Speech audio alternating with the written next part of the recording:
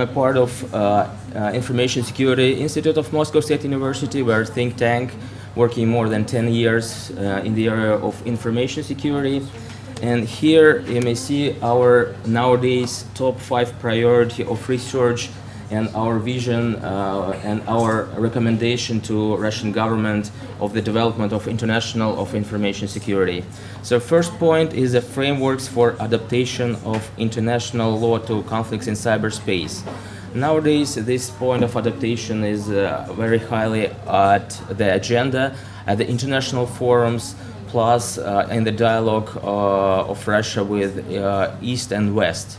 Second point is improving of information security of critical infrastructure.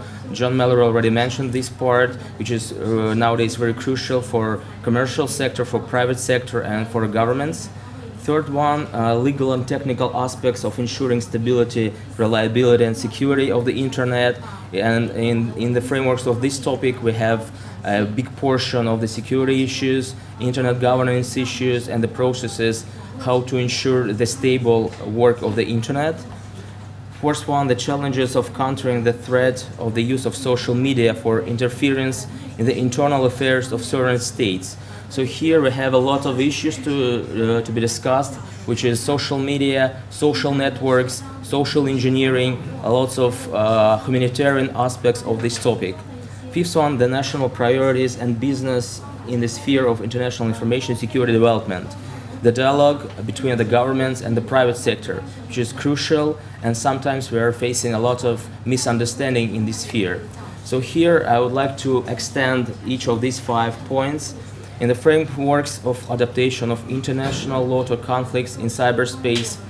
We're considering challenges of peaceful resolution of cyber conflicts, how to create the tool for peaceful resolution, principal directions of international humanitarian law adaptation in cyberspace, and you definitely should remember the work of the Tallinn Center, which proposed their Tallinn's manual. They're actually at the process of preparing Tallinn's manual 2.0.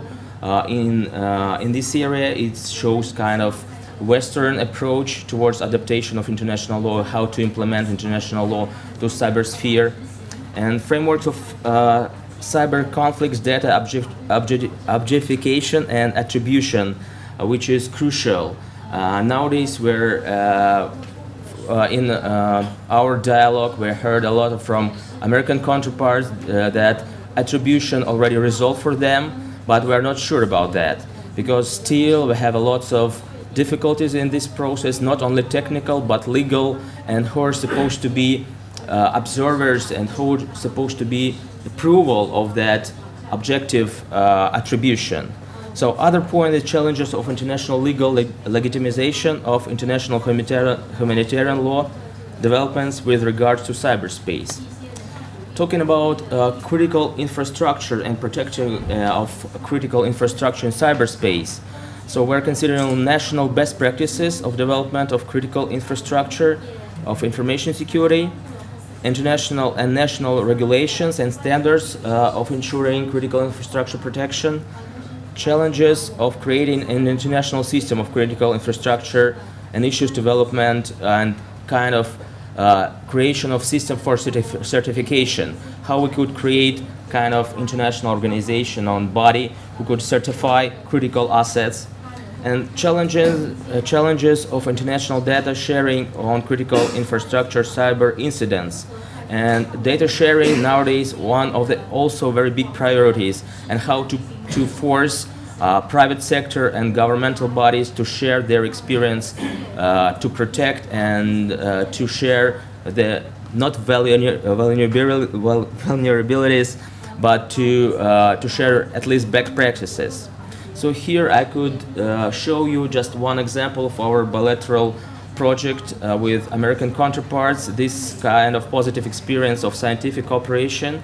We proposed with EastWest Institute common project how to prepare a measure to protect critical nuclear civilian infrastructure. So this report were prepared for Munich Security Conference in 2014. It's just one of the examples of our mutual cooperation. Talking about legal and technical aspects of SRS of Internet, so here we can see the challenges, political, legal, institutional, and economical of ensuring safety, integrity, and reliability of Internet infrastructure, technical standards and specifications of ensuring safety, and international, regional, and multilateral legal documents relevant to safety, integrity, and reliability, and legal aspects of technical standardization. Here we're conducting close to over our bilateral project with ICANN, well-known organization who are in charge of stability and resiliency of the Internet. And we're trying to focus on the higher level of technical standards and tools to ensure legal and technical aspects of stability, security, and resiliency of infrastructure of global Internet. And some results supposed to be presented and announced during annual meeting of ICANN 53rd in Buenos Aires in Argentina this June. So talking about challenges and countering the threats of use of social media for interference in internal affairs, here we have a number of priorities. Plus, nowadays we're facing very good progress towards this dialogue. Before, our Western counterparts would like to discuss only cyber challenges, but nowadays, maybe because of the Islamic State or other challenges of terrorism threat, they started to discuss these very crucial issues. So we're working on this issue for years, but nowadays we're trying to make the global solution, maybe not the global solution, but at least to try to create this dialogue at the global level. So here I'd like to show some processes of cooperation, a different dimension of that cooperation, which is bilateral, multilateral, and global. And plus, in cyber war, definitely we should consider not only states, but non-state actors, and the very big, high importance of PPP cooperation. And I just would like to just to give you just small examples of best practices and our perception of bilateral level of the cooperation. So first one is a joint agreement between Russia and the United States in 2013 in the field of cooperation and confidence building measures in cyberspace, which created some joint projects and joint cooperation working groups. But unfortunately, due to political context, nowadays this process of 2013 nowadays stopped.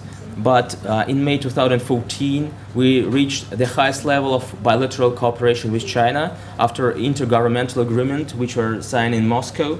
And nowadays we are having unprecedented level, and we do hope that this kind of cooperation with China will supposed to create hotlines, bilateral direct lines between our ministries and agencies, and to ensure international security and dialogue, and to promote, for example, international initiatives. Later on, I'll show you just some brief examples of that.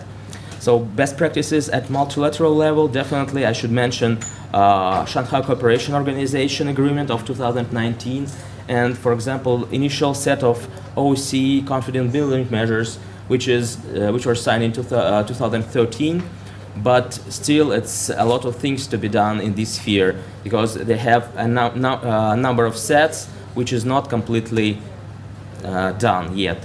And best practices at global level, definitely we should keep in mind group of the governmental experts, which is supposed to present. Nowadays we are having already next GGE UN working group, which is supposed to present their report to General Assembly in 2015. Nowadays we have a number of countries, and definitely it's very hard and very difficult dialogue, especially on the crucial area of in the field of information and telecommunication in context of international security. And definitely at the global level, I should mention number of international norms of information security, which were presented in 2011 by Shanghai Cooperation Organization countries, and nowadays we updated this in January 2015, and all the permanent representative of China, Kazakhstan, Kyrgyzstan, Russian Federation, Tajikistan, and Uzbekistan supposed to push, and it's our initiative to adopt the norms of responsible state behavior. And here it's other example, just example of how we trying to build trust, how to produce common understanding. It's a terminology project. So nowadays, even in UNGGE report, they mentioned the need of common understanding and common terminology. Here it's one of the examples how we define kind of terminology for political layer. It's kind of terms which supposed to have a common understanding, like information security and cybersecurity. What's the difference? So here we have common understanding that cyber is more technological aspect of the security. But information security is a cyber security plus all the content related issues, which is propaganda, social media, all things of information as itself. Here I would like to underline the importance of track 1.5, where official experts and non-official experts should meet together to produce the common understanding. Here other platform which were created in 2010, and we created International Information Security Research Consortium. Nowadays we have 15 countries from 22 organizations. You may see the flags of that countries. We have the private sector, we have governmental bodies, we have all the players trying to create the platform for mutual dialogue. Here you may see the list of priorities which were adopted in 2010. Nowadays, for example, for escalatory models, John Mallory already mentioned that. It's kind of process were created, we're trying to conduct. Here we have issues of civilian infrastructure protection, cyber definition, cyber law, code of conduct, cyber terrorism. Still lots of priorities here. It's on the top of the agenda. Cybercrime, technical cooperation, industrial espionage, protection of commons, and etc. Nowadays we just updated this list with only 2 points, which is adaptation of international law to conflicts in the information space and information security of critical infrastructure. Here it's kind of, as I already mentioned, that consortium is a platform for cooperation. Here I would like to show you just the places and the meetings of the consortium, which one first fixed for Germany every spring, because for Western partners it's much more easier to come to Germany, not to Russia. But here we have consortium meetings in Russia, in China in October 11, in Bulgaria, Azerbaijan, Kazakhstan, and this year we're planning to make a next consortium meeting in cooperation with Korea University in Korea in November in 2015. So another platform for a dialogue, it's our international forum, which we are conducting, as I already mentioned, in Garmisch in Germany, which is partnership between state, civil society, and business in the field of information security. So here I would like to thank you for your attention, and I'm ready to answer your questions in the future. Thank you.